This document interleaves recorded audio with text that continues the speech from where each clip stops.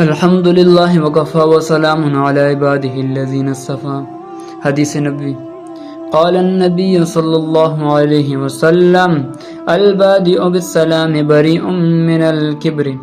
رسول اللہ صلی اللہ علیہ وآلہ وسلم نے ارشاد فرمایا، سلام میں پہل کرنے والا تکبر سے پاک ہے۔ جب دو انسان ایک ہی حالت میں ہوں، یعنی دونوں پیدل ہوں یا دونوں سواری پر سوار ہوں، تو اس صورت میں ان میں سے جو پہلے سلام کرے گا وہ کبر اور بڑائی سے دور ہوگا، یا یہ کہ اللہ تعالیٰ اس کے اندر سے بڑائی کو نکال دے گا۔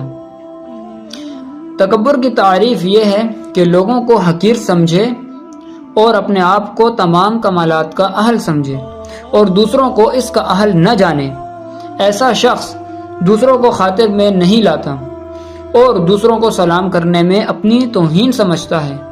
اس لیے حدیث میں فرمایا گیا کہ جو شخص سلام میں پہل کرے گا کبر سے بری ہے۔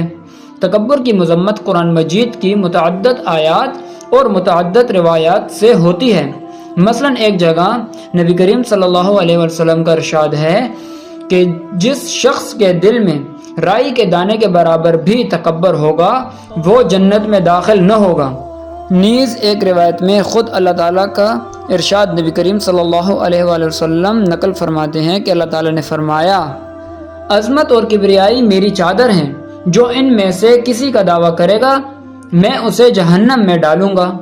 بہرحال تکبر بہت سخت گناہ ہے، بغیر توبہ کے معاف نہیں ہوتا اور ہمیں چاہیے کہ ہم اس سے دور رہیں۔ ایک علاج تو حدیث بالا میں بھی فرمایا گیا کہ جو اس سلام میں پہل کرتا ہے اللہ جل شانہ اس کے اندر سے تکبر کو نکال دیں گے۔ اللہ تبارک و تعالی ہمیں بات سمجھنے کی توفیق عطا فرمائے۔ اللہ تبارک و تعالی ہمیں دین اسلام پر چلنے کی توفیق عطا فرمائے۔